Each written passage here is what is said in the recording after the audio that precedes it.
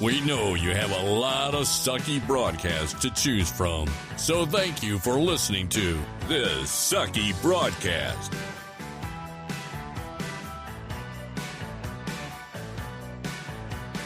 And now, here's Bradley Laberman.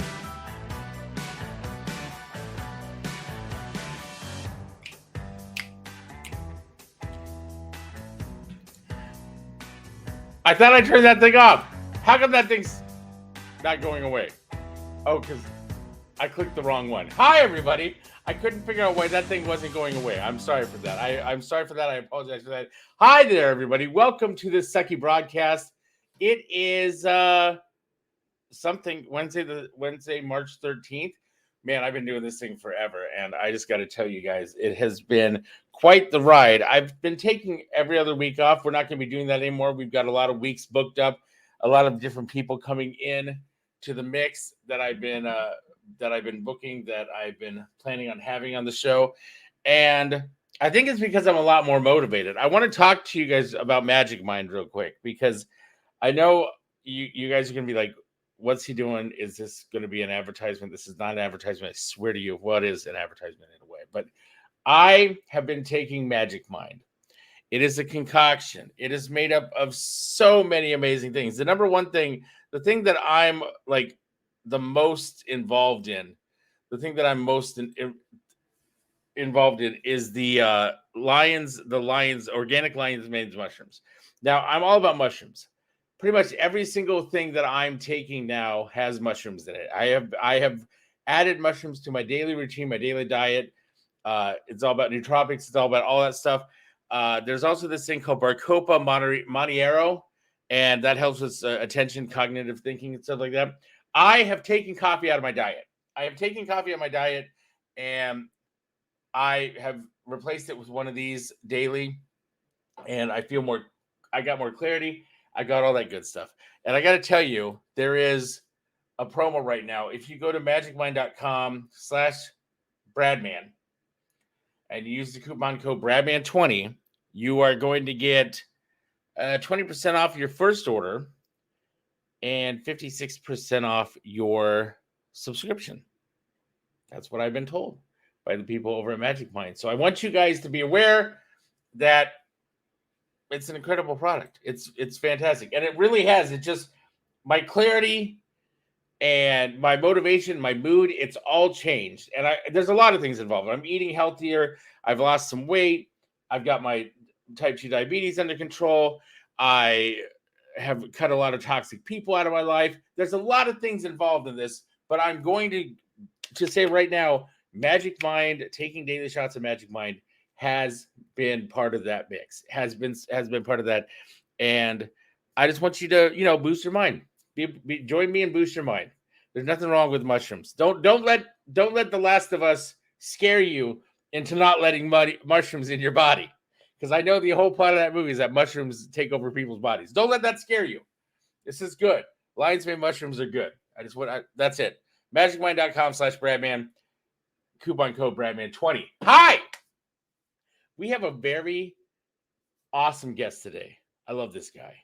And I met this guy a long time ago when I was doing television in New York City. I was working on a TV project in New York City, early I Jump For You days. And we had a mutual friend, and we met, and we had some good times. In fact, I believe the first time we really hung out, was we went to a Twitch party. Believe it or no. What's it called? Hold on. Tumblr. We went to a Tumblr party. That dates it right there. Tumblr doesn't even really exist anymore. I don't think so. Anyways, I want to welcome him to the stage right now. Please welcome my friend. I consider him my friend, Jeffrey Gurian, everybody. Hey. Hey, what is up with you? Hello. Hey, hi. Brad. How are you, man? Great to see you. Great to see you. Great to see you. Yeah, amazing. And yeah, that was a long time ago. We did a comedy video together. I was trying to find that the other day. With Laura and Francesca. Yep. The YouTube goddess.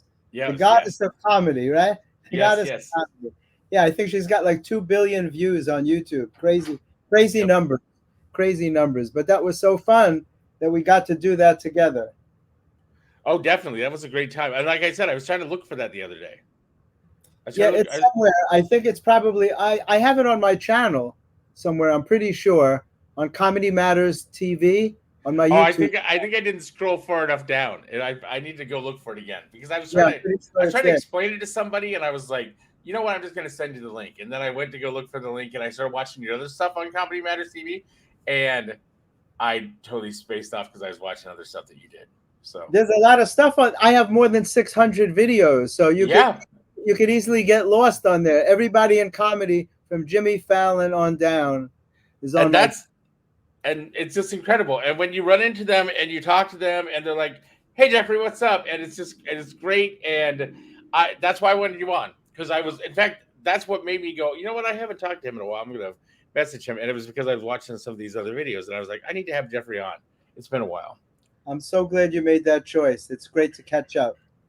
It really is. So tell everybody how you got started doing what you're doing. Well, it's a very long story. I think we'll need more than an hour. But it started when I was 12, Brad. I have a kind of an eclectic background, and they often refer to me as a Renaissance man because I do a lot of stuff. When I was 12 years old, I decided I wanted to be a doctor, but I was too sensitive to become a medical doctor because I was a very sensitive child. And I knew I couldn't handle life and death situations. At that young age, I already knew that. And I was already into energy and stuff. And I was wearing braces at the time. And I said, you know what? I'll be a dentist and I'll make people have beautiful smiles. And I was already writing comedy. And my whole life has been that split. So while I was a dentist, while I was in practice, I was a cosmetic specialist. And then I was a clinical professor at NYU for 12 years. In oral medicine and orofacial pain. And my specialty was taking away headaches just using energy from your hands, which I lecture on now to the doctors at different universities. But while I was doing that, I was writing comedy for Rodney Dangerfield and Joan Rivers and Gilbert Gottfried and Andrew Dice Clay and Richard Belzer. And I was the main writer for the Friars Club for 12 years. I wrote a lot of the material for the Friars Roasts.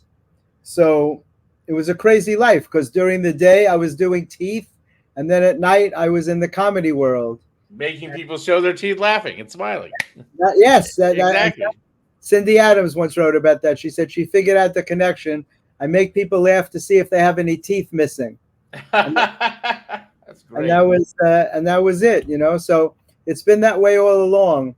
And then when I did a book with Chris Rock on the history of the legendary comedy club, the Comic Strip, where he was discovered by Eddie Murphy in 1985. So I got to interview Seinfeld and Colin Quinn and Susie Essman and all the big stars that came out of that club. And that's when I left to dedicate myself more towards comedy. And that's what I've been doing ever since. I have 8 books now, 5 on comedy and 3 on happiness, which has allowed me to become a motivational speaker.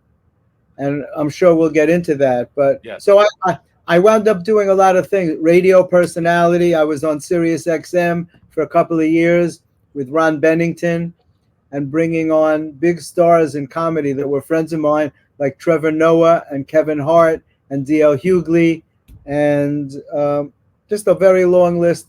Nick Kroll and John Mulaney, so it's been quite a ride. It has. I see with all these people, and it's so inspiring to me. And I'm like, at some point I will get to Jeffrey's status. Someday I will be at Jeffrey's status. I just need to get back out there and start doing it again. But it's just the people that you meet and the influence that I see you have is just incredible. And this past year we lost so many people. We just lost Richard Lewis, who was a dear friend of mine for many years, and Gilbert Gottfried and Bob Saget, all good friends of mine, all gone within a year. It's been crazy. So that's why people have to be grateful for every day, when you have your health. It's so great that you got your diabetes under control. I did. I am. If you would have talked, like, I didn't really even do the show last year. I kind of like laid off of podcasting and laid off of everything and kind of just sat around and was a bump on the log and got motivated at the beginning of the year. Started doing a daily vlog, and because my 50th birthday is coming up, and my 50th birthday is on September 24th, 9/24, and this year's 9/24. So September 2024. So 9/24/24. That's a number. I'm all about numbers. Me too. I'm about numbers too, always. Yeah. And so I was like, 50th birthday is like an iconic birthday. I'm gonna have a big party. I'll make sure you're invited. It's gonna be in Dallas, so you might have to come down here. All right. But well, maybe I could do Joe Rogan's podcast while I'm down there. We'll see. That would be awesome. And then you get him to do my podcast, which would be even more awesome. But seriously, I just wanted to make my life a little bit better. And I'm on the upswing, and the people that I talk to have been motivation for me. I had some great musicians on last week that were talking about the country music scene. That was incredible. I've just had a lot of great guests on, and I thought Jeffrey Gurian would be an incredible guest to have on the show. Well, that's great so motivation. Nice. I just want to say a lot of people don't realize how serious diabetes can be. So it's so wonderful that you're getting it under control. It took down my dad, and I had such an interesting story. Very often it affects your circulation. And when my dad was in the hospital, they told me that they were going to have to amputate his leg. And I wouldn't accept that because they said he lost the circulation in his leg. And I started doing healing work on him. I've been doing it since I was a child. When I was 6 or 7 years old, I already knew that I could take away certain pain with my hands. And I used it all my life. And when I was in practice, I dedicated it mostly to people having what they thought were migraine headaches that really come from stress, from clenching and grinding your teeth, which is called bruxism. It causes a lot of physical body pain, and it causes headaches that people think are migraine headaches, but they're really not. They're musculoskeletal headaches. So I worked on my dad for a couple of weeks, and we were able to save his leg. The circulation came back in his leg, and they only had to remove his little toe instead of his whole leg. And I asked the surgeon if he would co-author an article with me that the energy work helped. And he said he couldn't do it because he didn't believe in that. He said, he said, I can't explain why the circulation came back. He said, I'll give you a letter stating that the circulation came back, and I don't know why, but I can't contribute to that because I don't believe in it. I said, it's really a shame because you see the proof in front of you. Yeah. But one of my daughters, her specialty is treating diabetic patients. She's the head of nutrition at the Scarsdale Medical Center. And she helps people lose weight. Some of her patients have lost 100 pounds. And she does this pump training that allows people to administer insulin to themselves when they need it. And so it's interesting that my family is involved in diabetes. Right. But anyway. I have a thing on my arm. It's incredible. But I mean, and that's the thing is like, to end the topic of diabetes is that what happened was when I was in Chicago, I was getting treated and I was like, I'm going to change this. And this is the deal, Jeffrey. I was watching a long time ago. I watched an episode of King of the Hill. You remember that cartoon, King of the Hill? Yeah, sure. And there was a character named Bell, and he got diabetes. He couldn't use his legs. And he joined this basketball team. And then through the process, he started doing exercise, losing weight. And then all of a sudden his legs came back and he could use them again. And because he had overcome and got the diabetes under control. And I said, I know you can do it because I saw it on a cartoon and I want to do it. And the doctor's like, well, no, we can't do it. And this doctor, the doctor that I have now in Arlington, Texas, is like, yes, we can. And we're going to make this happen. And he has been working with me and he's been very positive. And I just love him. And I'm just glad that I'm just moving in the right direction. So the point of my story was to commend you for doing that because I always admire people that overcome obstacles. I was a very severe stutterer. I started stuttering when I was about 7 years old through my 20s and beyond. And I stuttered so badly I couldn't even say my name. I could never say Gurian. And I was determined not to go through my whole life as a stutterer because no one was able to help me. And I realized one day that I didn't stutter when I was alone. I only stuttered when I was trying to talk to somebody else, which told me you can't have a disability based on your location. Yeah. By what room you're in. A man with a limps in every room of his house. He can't go into a room by himself and walk perfectly. But if I Right. could speak better when I was alone, theoretically it means there's nothing wrong with me. So it took me years to cure myself. And now as an avocation, I work with stutterers all over the world and I teach them my techniques. And as you can see, not only don't I stutter, but you can't even shut me up. I talk a lot. That's what I love about you. That's what I love about you. You know, that's funny because a long time ago we did, because you were talking about Lauren, and we did a video series, an idea that I'd come up with called, because Lauren would dress up like Lady Gaga. So I did this whole thing where it was like during the Oscars, I thought, let's do something that'll be trending because the Oscars will be trending. And I said, let's have Lady Gaga be in all the different Oscar nominated films. And one of them was the King's Speech, and we did it the Queen's Speech, and that's about somebody stuttering. And that's funny because you were the coach in that. It was, so you were actually like doing the role that you already knew. That was fantastic. Yes, exactly. Yes. Well, I'm always grateful to talk about that because people need to know, the same way that this doctor said you could definitely do this. People need to know that you can get better from stuttering, and you don't have to go that way for your whole life. And they're not teaching that. They're teaching people to accept their stuttering, which is only for things you can't change. Yeah. And, you know, it's very important that people know because it really impacts your life if you can't speak. And now I use my voice in everything that I do. Yes. And I think of it every day, Brad. Yes. I'm grateful every day that I don't stutter anymore. Yes. So you were talking about Kevin Hart, all these different people. Where did you meet these people? I know you said that you worked in the Friars Club and you wrote for the Friars Club. Is that where you met a lot of these individuals that you have worked with? You know, it's funny. I started out not knowing one person in show business. My grandfather owned a nightclub, and as a kid, all our family functions were held in that nightclub, and I think that gave me an interest in show business.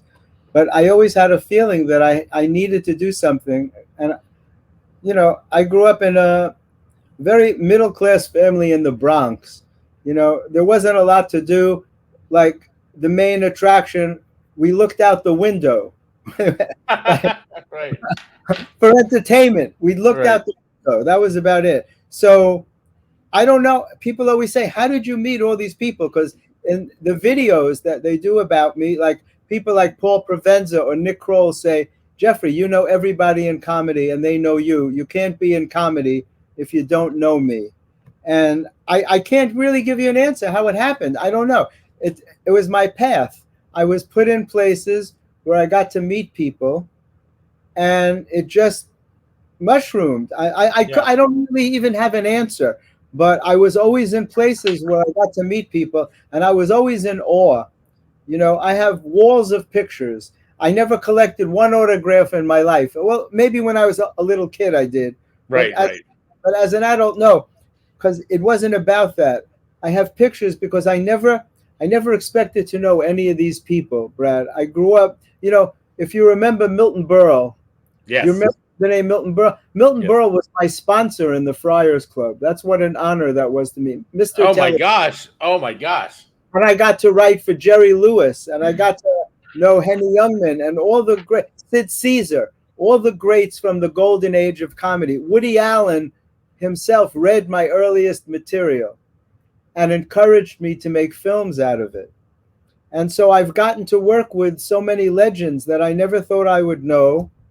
And I don't even know. I would tell you, I don't know how it happened. I was just in places where I would meet them. We would get along.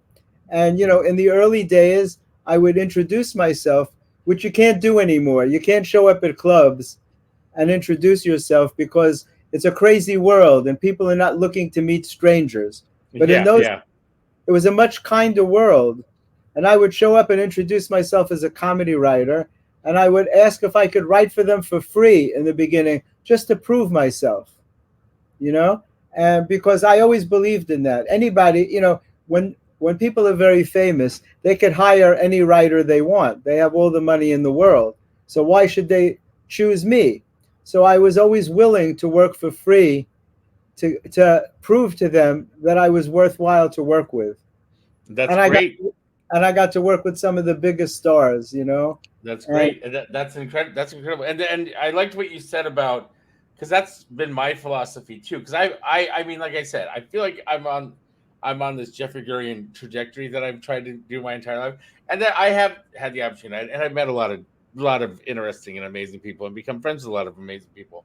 And one thing I decided early on was I was never going to ask for autographs, because there were plenty of situations when I first started doing the breakup website and I was doing the TV show, that I'd be on like the Today Show and there'd be somebody else in the other makeup chair. And I could have been like, can I get your autograph, whatever. And I just wanted to treat everybody like normal people. And I think that's why when you say you got along with people and you're friends with people, I think that's been the same thing with me, is when you just treat them like normal people and you don't put them up on this pedestal and ask for their autograph and obsess about them, then they feel like they can just talk to you like you're a friend, and they can get to know you, and I love that. it's an energy thing, Brad. Yeah. It's Yeah. People often say when they see my videos on YouTube, they say everybody's happy to see you. They always hug you and stuff. And there's a thing about making people comfortable. First of all, I never ever I've been covering the comedy scene for more than 20 years as a comedy journalist. I have a Comedy Matters vlog. I never write anything bad about anybody because I respect everybody that performs. So if they have a bad show, I just leave it out. I don't write about it. I don't look for gossip. I don't look to put people in awkward situations. I don't like mean-spirited comedy. I like to be supportive of people. Like Jerry Seinfeld, when he did his Netflix special, he was doing two specials. I think they were paying him like $100 million. And he was doing his special at the comic strip, which is where he started. He spent the first 4 years of his career there, from 1976 to 1980, before he went to LA. And he didn't want people to know. And so his best friend is George Wallace. And when Jerry wants to work out new material, he goes to Gotham Comedy Club on 23rd Street. Chris Mazzilli is the owner, who's a very dear friend of Jerry's. They're both car collectors, and they have a lot of mutual interests. So I was there with George, sitting with George, watching Jerry do his set. And Jerry said to me, please don't tell anybody that I'm going to do my special at the comic strip. I want to keep it a secret. Now, it would have been a great thing for me if I had posted that. It would have been a real scoop. But I don't do things like that. I kept it a secret for 3 months. And he was very appreciative. He thanked me for it, because why would I jeopardize a friendship just to get a scoop? I don't need that. I'm not that kind of a person. And, there are a lot of people who are willing to print things that'll hurt you or ruin your life just to get their name in the paper, So they say that people trust me, and that's why they talk to me because we're friends. Most of the people I know in comedy, when I do a red carpet, I know them all, so they all stop off to talk to me. With Kevin Hart, I produced a benefit for Haiti after the earthquake, and Kevin was the star. His career was just blowing up, and we did it at Westbury Theater, and 3,000 people came out to support. Tony Rock was the feature, Chris Rock's brother, and one of his brothers, and a comedian named Will Sylvince, who's a legitimate Haitian comedian. There were so few Haitian comedians, they tried to do a Haitian comedy festival, and the opening comedian was white. That's how few Haitian comedians there were. But I just met another one. So I've gotten to work with people that were legends that I was so excited to meet, that I never thought I would know. And so I have hundreds and hundreds of photos all over. When I did the book with Chris Rock, the owner of the comic strip came to my house to interview me. And he said, I think you have more pictures than I have in the club. He goes, I think you're the guy to do the book. Yeah, that's awesome. And that came about. That is great. I have you ever because you've worked in comedy clubs, you've worked with people, have you ever thought of just having your own comedy club? Yeah, somebody just recently asked me about that. It's a lot of pressure to run a comedy club. I thought I wouldn't mind being a partner in a comedy club. Oh, well, Um, then we should talk because I'm working on one too. That's yeah, but interesting. it's a lot. It's a lot. Yeah. You know, I've produced shows. I've produced a lot of shows, and I get great comedians to perform with me because I'm out. You know, my theme song is "Jump Around" by House of Pain because that's what Yeah. I do. I jump around to all the comedy clubs, and I'm always looking for new talent. I just found one the other night, a Chinese comedian named Peng Dang, who was opening. Do you know who Joying Summers is? No, I don't. I She's don't. a beautiful Chinese comedian from LA whose career has blown up, and she's touring the country. And she was just in New York again, and I was with her. She, when I first met her about a year or so ago, she came to my house for us to do a video together, and we've become friends. And she's just amazing. She's Yeah. got a great Chinese accent, and so she had a sold out show at New York Comedy Club, and I went down because that's also one of my favorite clubs. And I found this guy Peng Dang, and I'm going to use him in one of my upcoming shows. I That's what I like to do. I go around and I find people, and I don't know when I'm going to use them, but Yes. I take their information and I say, you're going to hear from me. Like I right now, I have a pilot being edited for TV called "The Raw Side of Comedy." We Okay. shot we shot it this past August. It's a competition slash reality show. So hundreds of comedians applied. We narrowed it down to 30. We brought them to Gotham Comedy Club in August 16th.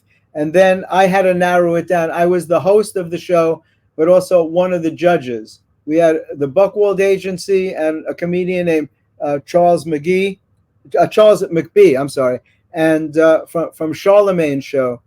And we narrowed it down to 10 comics. And then we put them in an Airbnb. They didn't know we were going to do that.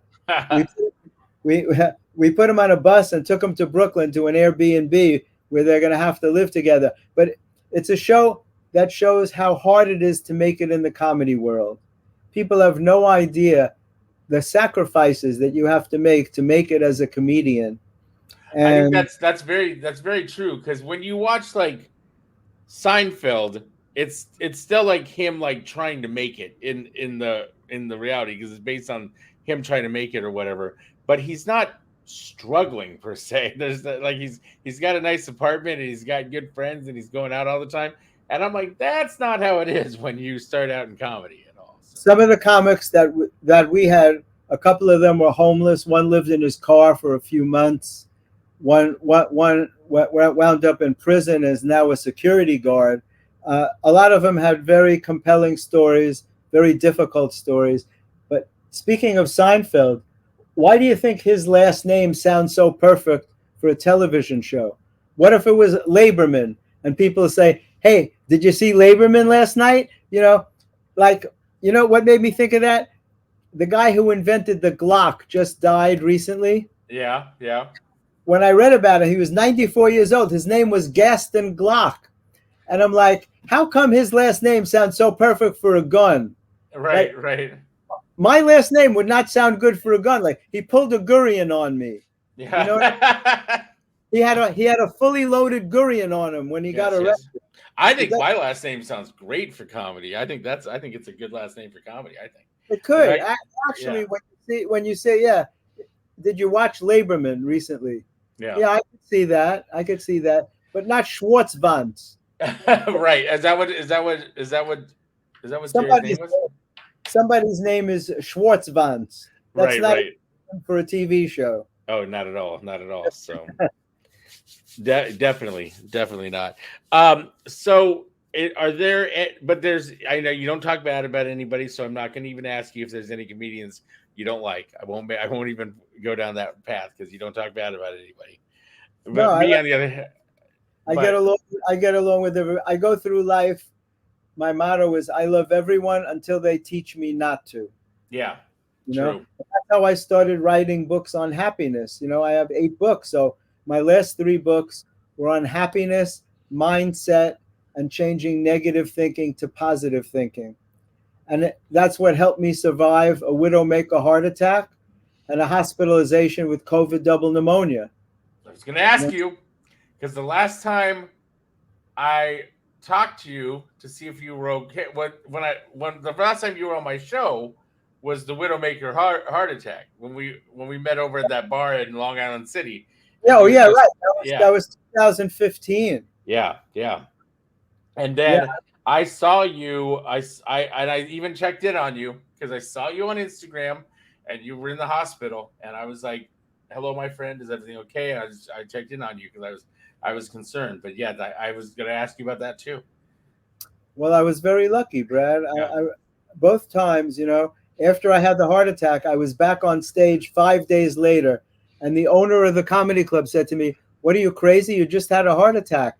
And I was like, "Yeah, but it's hard to get a spot here. I don't want to lose my spot." And he said, "Only a comedian would think that way." Right. That's great. That's great. That's what led me to writing my first book. And if you don't mind, I'm going to show it. No, go ahead. Yes. It's called Healing Your Heart. Tell me if you can see it. Healing Your Heart by Changing Your Mind. And it's got a meditating dog on the cover, which is so hard to get a dog to sit in lotus position. But right. It's called Healing Your Heart by Changing Your Mind, a spiritual and humorous approach to achieving happiness. And it's not about heart disease. It's about, since you're a child, every time someone hurt your feelings or broke a promise to you or hurt you in some way or broke up with you in a relationship, that stays lodged inside of you in your heart chakra. And I call them heart wounds. And they affect our self-esteem and our self-confidence, and they affect every decision you make in your life. They cause you to have thoughts that are not valid about yourself, and most of them are negative thoughts. If you were ever bullied as a child, which a lot of people were, you don't want to believe the mean things that people said about you, but on some level, you hold on to those thoughts, and they affect everything you do. Every time in your life you have to make a decision, you think about what to do. Brad, are you still there? Okay. Oh, no, I'm here. I was looking at your book. I was looking at your book on the website too. So every time you're called upon to make a decision, you think about what to do. You use your thoughts. And if some of your thoughts are not valid, your decisions are not going to work out for you. It's why people, they find the same patterns in their life, the same bad job over and over again, the same bad relationship over and over again. And the only common denominator is you. You're the person who keeps reappearing. So it can't only be the other people that are wrong. You have to change something in yourself. And that's why it's called Healing Your Heart by Changing Your Mind, because you literally have to change all your thoughts. You already know your thoughts. That's insane that you said that, because that's literally my philosophy in life. Is ever since I've been doing the breakup website, when I was doing the breakups and I was calling people and breaking up with them and stuff like that, I was like, when you say you attract the wrong people and that people turn into jerks when you're around them or whatever, no, the common denominator is always going to be you. You always control the situation. So you have to look at yourself. Go ahead. Yeah, and I'm totally on the same page. And that was what happened to me at the beginning of the end of last year. I said, the only person that's going to change my life and make my life better is me, and I need to stop blaming everybody else for my problems and stop relying on everybody else to help me with my problems. I need to handle this on my own and be positive and move forward, because every single time I've had a problem or made a bad decision, it was me making the bad decision. I was the common denominator. So incredible. I put your book in my cart. That's what I was doing when you said, "Are you there?" I was. Thank you so much. Well, that's what led to my second book, which is called Fight the Fear: Overcoming Obstacles That Stand in Your Way. Because I've been battling fear all my life. And I don't know why. I had a very loving and supportive family, but I grew up with a lot of fears. And my fears told me that I wouldn't accomplish anything, that I wouldn't have the things that other people took for granted. I thought I'd never be successful, that I'd never be married or have children or have a house. I thought I wouldn't even have an apartment. And I don't know where that kind of negative thinking came from, but it affected me in so many ways. And I think that my stuttering was tied in with that. And I wound up having all the things that I feared that I would never get, but I didn't do them comfortably. So I challenge myself on a daily basis, which is what I tell people to do when I lecture on this stuff. And as an example, in 2019, I made myself go to Japan all by myself. It was the scariest thing I could think of to do because Wow. traveling is very hard for me. I get lost wherever I go. I'm not a great flyer, and I've always been fascinated by Japanese culture. I'm not sure why. I joined the Japan Society. I learned some Japanese. I did it 3 times because 2 years in a row, a friend was supposed to go with me. And 2 years in a row, he copped out at the last minute. So the third year, I said, you know what? I'm not waiting for anybody anymore. I'm going alone. Because if you wait for somebody to do something with you, there's a good chance you'll never do it. So I went by myself. I was lost every day in Japan. It's a very hard country to navigate on the subway. They lie and they tell you everybody speaks English. It's not true. Only in the hotels, only in the hotels. It's a very complicated subway system. The first day I was there, I couldn't get out of the subway for an hour because it's not enough to know what stop to get off. When you get off, every subway stop has 18 to 20 different exits, and every exit takes you to a different part of the city. And there was nobody that spoke English, so I didn't know where to go. And I was wandering for an hour underground. It was crazy. But you know what? I wound up doing 2 comedy shows while I was there. I went from Tokyo to Kyoto to Osaka, and I accomplished everything that I wanted to do. And I proved to myself that I could do it. And just last week, I was in a shopping mall in White Plains, and I was nervous that I was going to get lost. And I had to remind myself, Jeffrey, you went to Japan alone. You can't you're not going to get lost in White Plains in a shopping mall. You'll find your way out. But it's very important to remind yourself of things. Right. To help you overcome fear, because so many people battle fear, and your fears are the ones that tell you that you'll never be successful, that something is going to stand in your way, that you're not going to achieve your goals. And it's all lies, Brad. They're all lies, and you're literally arguing with your subconscious mind, and you have to learn to ignore your own mind, which is what I do when I teach people how not to stutter. It comes from your subconscious mind. You have to learn to ignore those negative thoughts. So that's what you did. If you spent a year not doing anything and then you got your strength up, you encouraged yourself. And I always admire people who do that. Some people stay in a depressed state for years, and sometimes you just have to grab yourself by the bootstraps. Oh, I think it was years. I now that I look back on it, I'm pretty sure that the entire, as soon as I moved out of Los Angeles, because Los Angeles was being kind of toxic, I was heading back to New York City. I was like, I love New York City. I want to go back to New York City. My brother convinced me to move to Chicago, so I'd be closer to family. So I moved to Chicago to be closer to family. It didn't really convince me. It was just, oh, family's here and I want to be there. And I was still kind of bummed and depressed. And then COVID hit, which wasn't fun in Chicago either at all. And then about 6 months into that, my brother got a job in Louisville, because he does Dave and Buster's. So he ended up going to Louisville, and they moved him right away. And he didn't want to tell me because he had said it would be great to move. Yeah, right. And so I was kind of in Chicago by myself, and I don't know if you know this about me. I like to move around a lot. I like to, when I the one thing I am good at is, like, when I want to move, I just move, because I don't let anything hold me back. I try to be very nomadic. And I went out to LA for a road trip to promote my movie, Brad Man the Movie, which is available now on Tubi, everybody. I'm just going to promote my movie that's out on Tubi right now. Of course.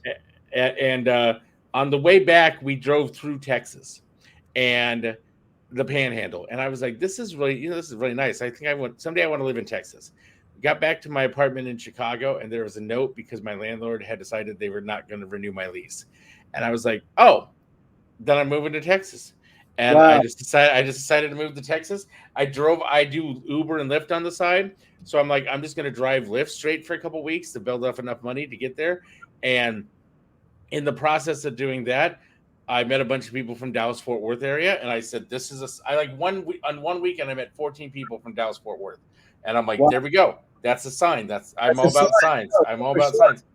And Yeah, then definitely. my landlord reached out and said, I'm going to start showing the place on Valentine's Day last year, and I said, oh, I'm going to probably be in Texas to look for apartments at that time, so that might be weird. And he goes, and they basically said, if you move out now, we'll just end your lease and everything will be good. And I was like, cool. I took my rent money that I was going to spend and got a hotel room and found a place to live a month later down here. So, wow. Yeah. That's such a courageous thing. I can't do that kind of stuff. I'm not built that way, but I always admire people that can just pick up and move. Yes, but I've never been out of the country ever. I've never been out of this is the year I'm going to get a passport because I've never been out of the country in my life. Yeah, I did that. I went to France. I had some films in some short films in the Cannes Film Festival. So I went to that. I went by myself again. I went to Spain and Italy.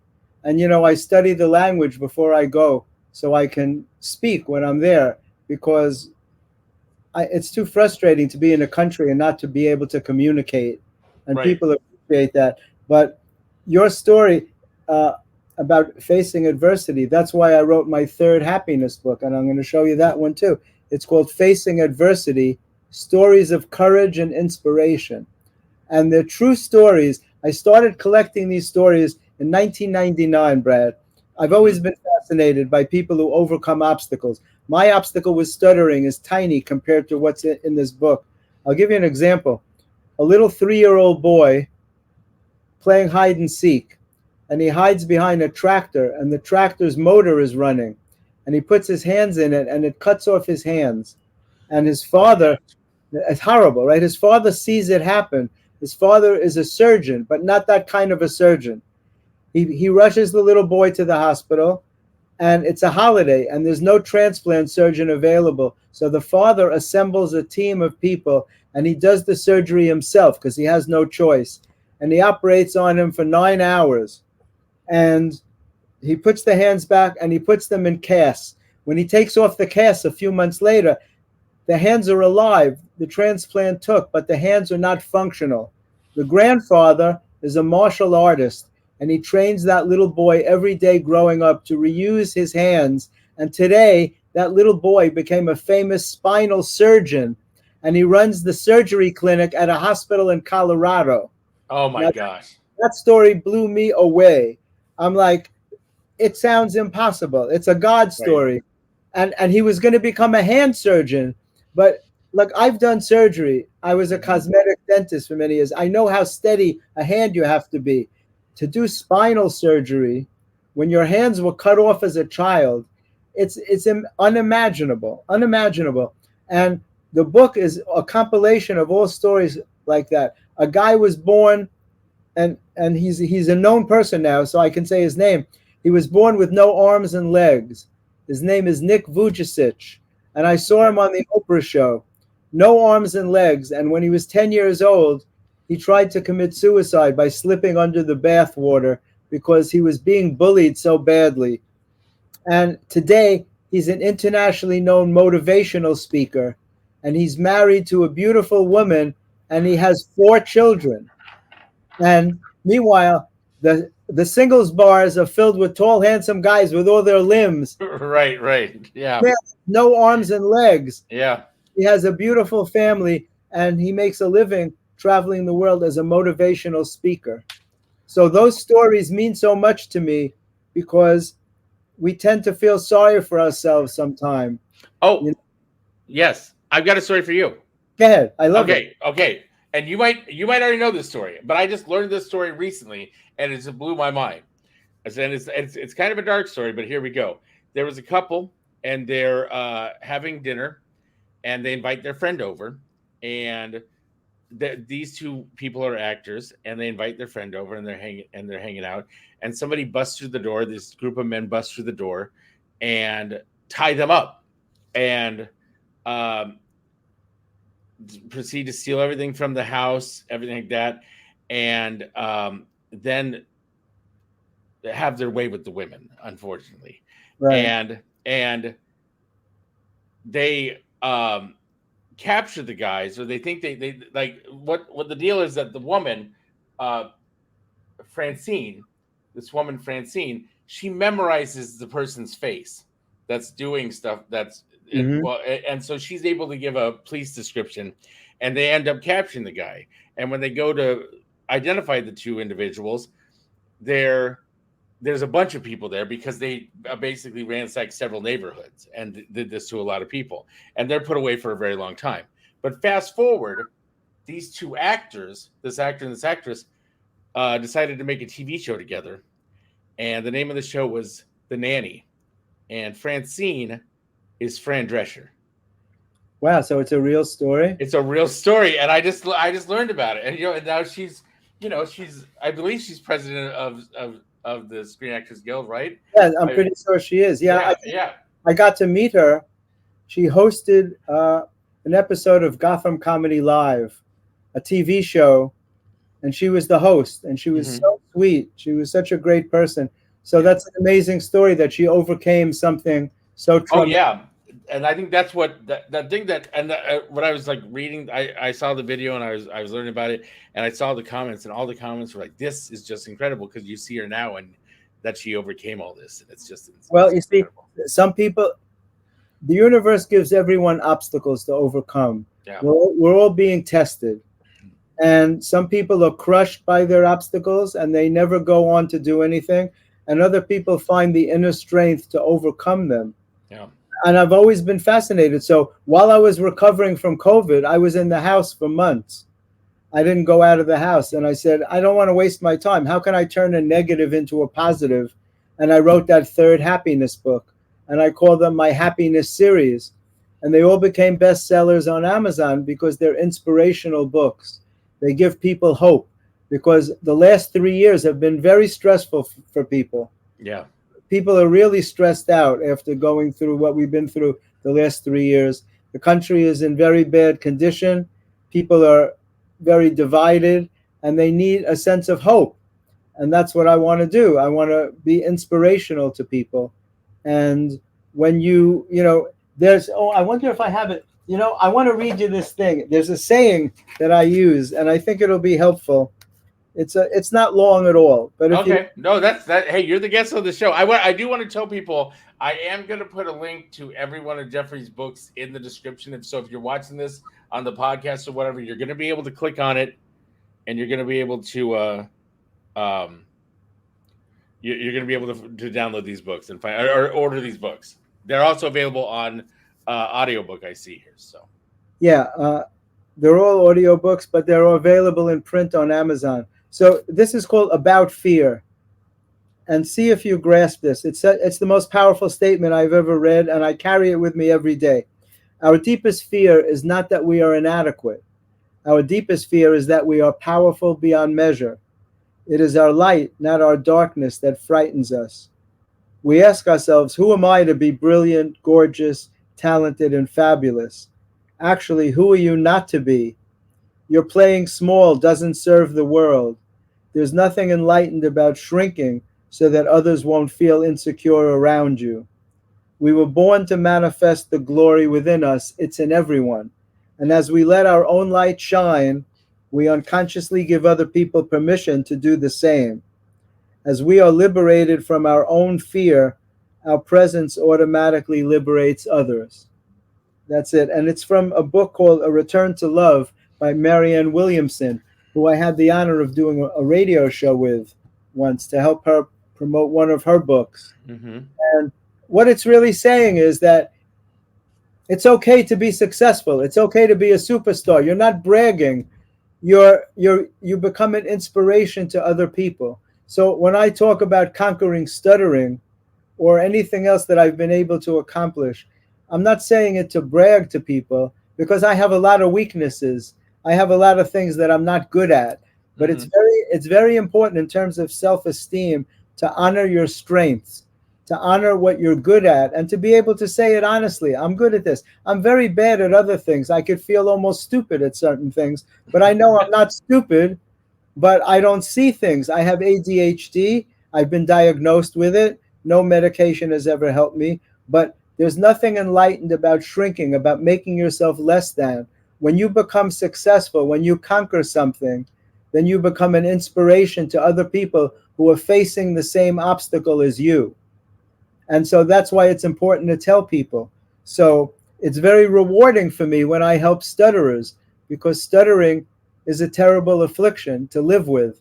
It holds you back in so many ways if you feel that you can't express yourself. Yeah. And it's very rewarding to me. I change people's lives when I teach them how not to stutter.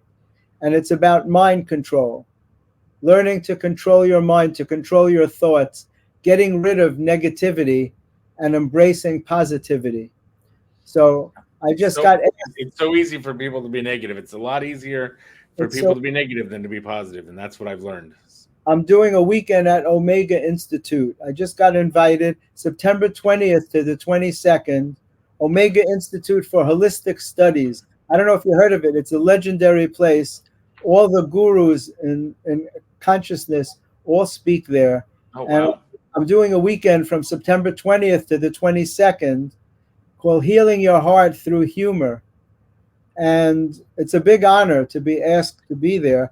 And I'll be talking about all these things, about changing your thinking and how I use that to get through the heart attack and the COVID double pneumonia. You know, I was laying in the hospital in March of 2020 when the original germ was out and people were dying all over the place. Yeah. No one knew what was going to happen. They came to get me with hazmat suits. And the guy, one of the ambulance workers, took my hand and he said to me, "Don't worry, you're going to make it." He said he was amazed that I could get up on the stretcher myself. He said most people needed to be carried. And when they took me to the hospital, they wheeled me into the emergency room. They put me next to a woman who was screaming, and I'm not exaggerating. She was literally screaming with every breath that she took. And I wanted them to move me because I was so sick. And it was very disturbing hearing that. And then I had to do what I write about in my books, because I had to walk the walk, not just talk the talk. So I stepped outside myself and I started thinking about this woman and how scared she must be or how much pain she must be in, instead of focusing on myself. Because the natural thing is to say, Brad, why me? Why is this happening to me? Right. But the spiritual answer is, why not me? Whoever promised you that your life is supposed to be perfect with nothing going wrong? And so once I did that, they were actually going to try to send me home. But once I did that, a pulmonary specialist came and he said, "I'm sorry to tell you, you have COVID double pneumonia. We're going to find a room for you." And they cleared out the cancer wing to make room for the COVID patients. It was a crazy time. It was. I had to fight to stay positive. That's the essence of the story, is because when you're in a negative space, your immune system doesn't function as well. And when you're in a positive space, your immune system functions much better and you can fight off illness. Yeah. And that's what I had to do. And that's why I write about these things, because I think it's so important to spread that message. I agree. You've inspired me to do some writing too. I think I need to be doing some more writing. I just published a children's book a couple weeks ago, and I think I to do that. That's so great that you did that. You know what? I saw people talking about it, and then, not gonna lie, my dog is sitting over here. He's laying on the bed, and I was looking at him, and I go, why did I use him as the topic for my children's book? So I came up with a whole new series of books using my dog Brody as the character, as the main character, and just him like laying around being lazy and stuff like that. And it's such an easy process to. I mean, it's a lot harder to write a book, and that's what I want to do next. But children's book is like you basically write a poem and then you illustrate it, and then you make it like 20 pages long or whatever. Well, one thing that I always remember about you, and even Lauren said it, you're very creative. You're always coming up with ideas. No, and I saw that with social media and just in general, very, very creative. And you challenge yourself. I remember how you dressed. you became a different person for the little films that we did, Right. and it was just very interesting. So you have that capacity, which is very rare.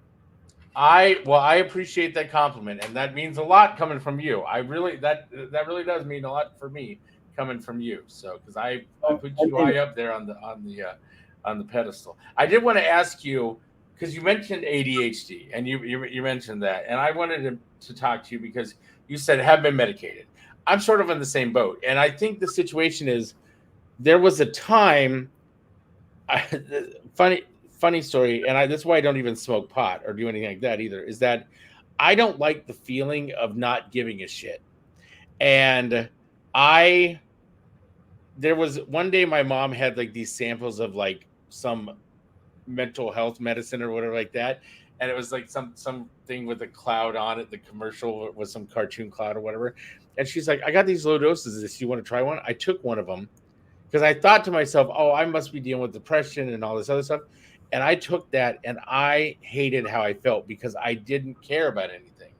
And that's why I've never pursued taking like ADHD medicine or any sort of like mental like to deal with depression. I've always just like tried to like work on myself to get through depression and things like that because I'm afraid the medication will make me a completely different person.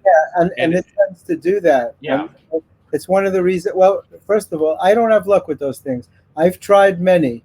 Mhm. I was tested for ADHD because one of my daughters had it, and she was tested, and I really wanted to know. A lot of people just say they have it. I went for a multitude of tests, and the doctor said to me he was amazed. He said, "I'm amazed that you were able to accomplish everything that you're able to accomplish." I graduated number 54 out of 126 at my dental school. Mhm. He said, "You must have had to work 10 times as hard as everyone else because you face so much confusion." And I tell people that a lot. A lot of stutterers have that too. But I talk about that a lot because it can make you feel dumb. It can make you feel stupid when you're confused. There are certain things that make so much sense to other people, and I can't grasp it. It's like when I'm traveling, intellectually I know that if I made a right turn to get someplace, when I go back I have to make a left turn to go back. Yeah. I can't see that. I can't grasp it. And when I was a cosmetic dentist, I could take people's mouth apart and put it back together again and make them look beautiful. But I can't do directions for anything. If someone shows me a map, I feel like an infant. I can't. It doesn't make sense to me. So I've tried every medication, and Right. none of them work. And you can't tell right away whether they work. Usually they take a couple of weeks to build up the system. If you take something and it changes the way you feel right away, that's not the right medication for you. That's almost like getting high from something. Right. But these things, they tend to change your blood chemistry, and you feel like you're a different person. And I do that on my own. Yeah, I don't need that. I don't need any chemicals doing it. I know people that are on so many medications and it messes them up because it takes away your personality. Yep. And you're better off without it. If you can manage the way you are, then that's great. You know what? When you said that, it also made me think of the fact that I've taught myself how to play instruments, and especially during COVID, I taught myself how to play ukulele because I thought ukulele would be a good tool to have. And but the thing that I've realized is, and I still can't do this. I can shoot a video and shoot it exactly how I want it and then put it into the computer and edit it, no problem, because I shot it exactly how I wanted it with every shot in 1 or 2 takes. But I can't play an instrument and sing at the same time. That's like something like I can't do it. I cannot figure out how to I can play a song on the ukulele, I can sing the song, but if you try to get me to do Puff the Magic Dragon and play it and sing it at the same time, can't do it for the life of me. So isn't that so interesting? Yeah. And I was going to say it's a lot easier to bring a ukulele around than a piano. Yeah, right. Right. I play the piano, and during COVID, I started playing every day because, again, I wanted to turn a negative into a positive. I hadn't played the piano for years. I took lessons for 10 years when I was a kid, from 7 to 17, and I have a beautiful white baby grand, and I wasn't playing it. So I played every day, and I taught myself to play all the songs that I have on my iPhone. And I can, when you play the piano, I didn't even realize this till recently. My daughter said to me, each hand does something else. Yeah. You're playing at the same time that one hand is doing one thing, the other hand is doing something completely different. She said, that's amazing that you can do that. It comes naturally to me. Yeah. It's like when people say, well, how do you write jokes? I don't know. It's like, how do you write songs?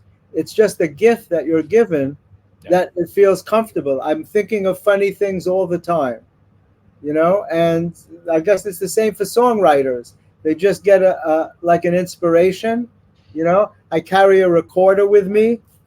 See, I always carry like a little recorder like this, a little Yeah. audio recorder. And when I have an idea, I say it into the recorder or I jot it down so I don't forget it. I've started to do that with my dreams too. I've started doing that a lot more. Yeah. I've gotten out of bed to write down stuff because you think you're going to remember it, but by the morning you forget it. Yes. So you have to write it down right away, or else it disappears. Yep, exactly. And I mean, the other thing is, and I got to tell you, everybody always, when I drive around and do Uber, because I do it because I started doing it because I was in a movie about an Uber driver and it was for character development. But once I did it, I was like, I love this. I love talking to people and just talking to people about whatever.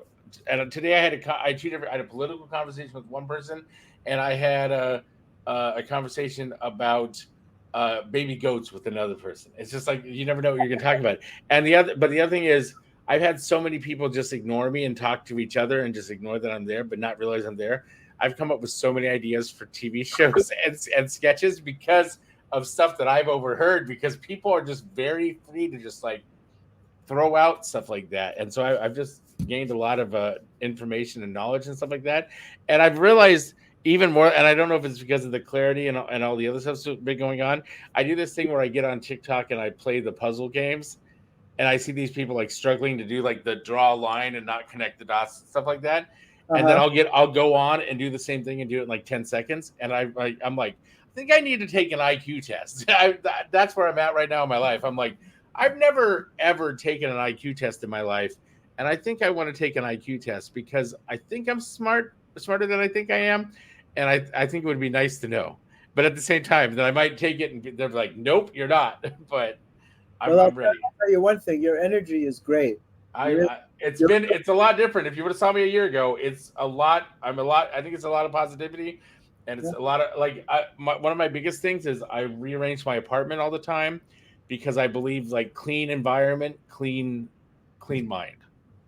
That's another thing I do. That's fine. You know what? When I lecture, I tell people, I teach them how to create their own happiness center, is what I call it. I had a healing center called the Happiness Center.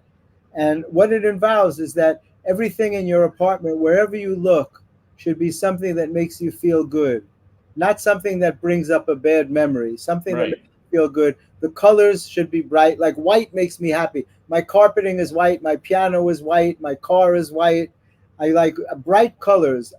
Darkness, people wonder why they're sad. They live in dark apartments, dark colors on the wall.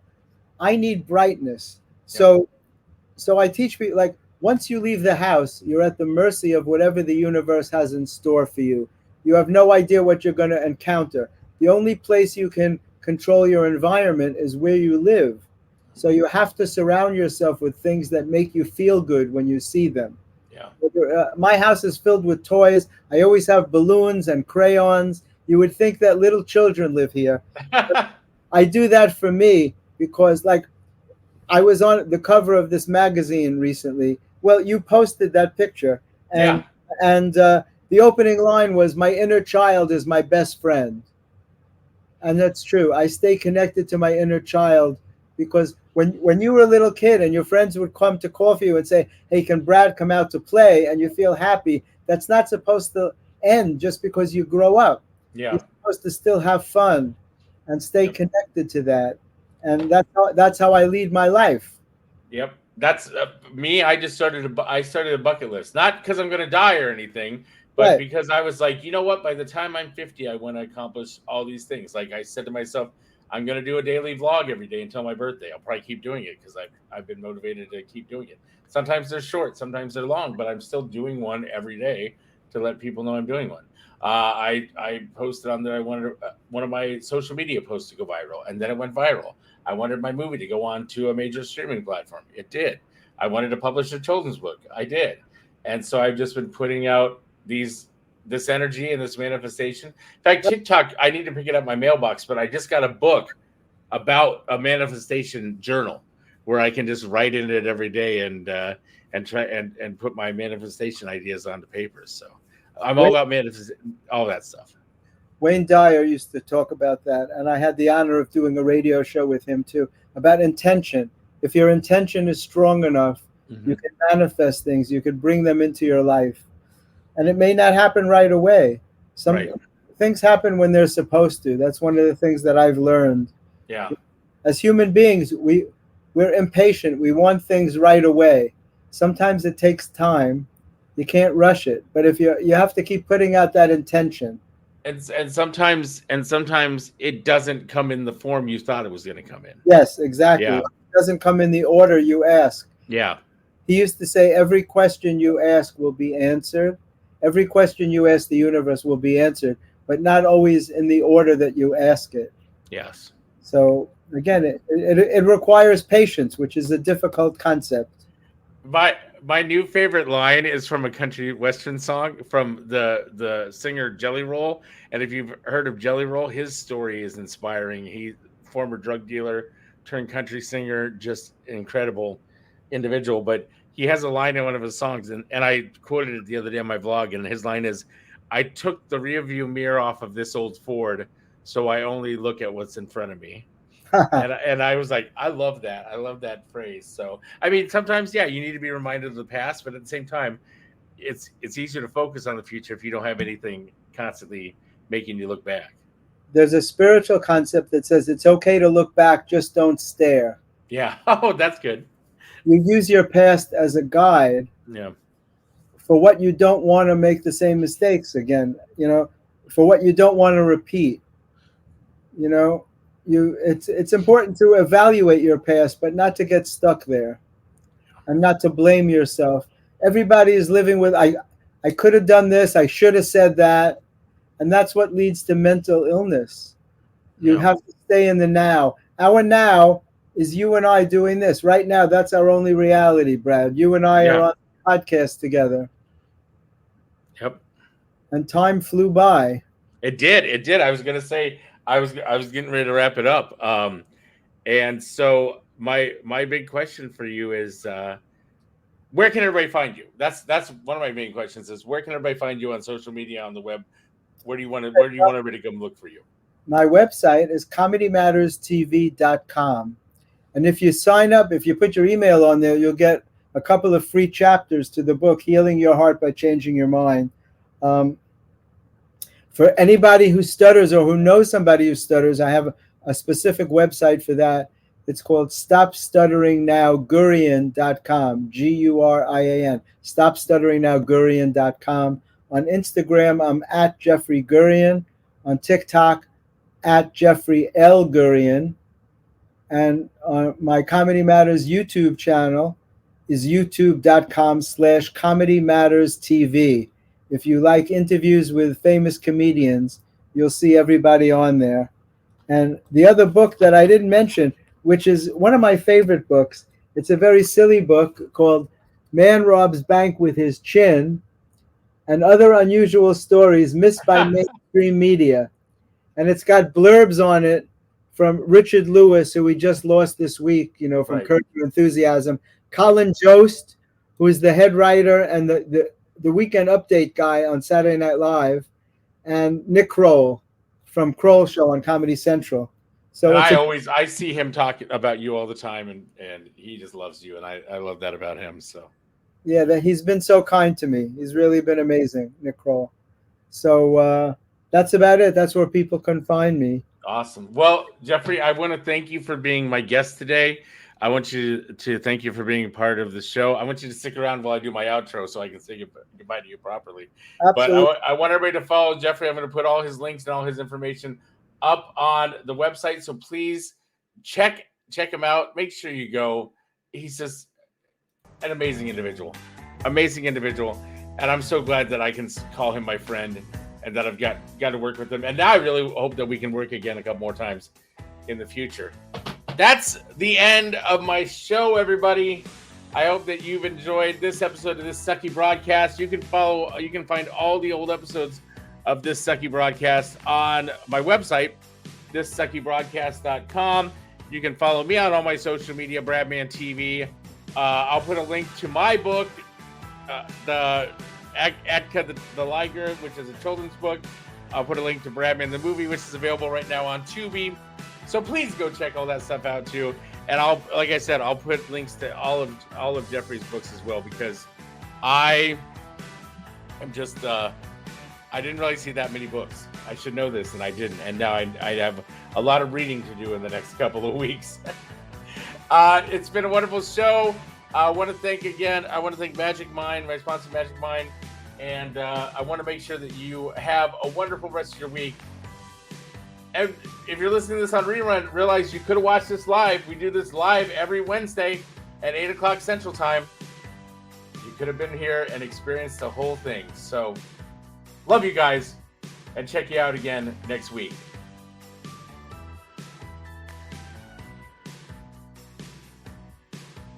You've been listening to This Sucky Broadcast. Learn more at thissuckybroadcast.com.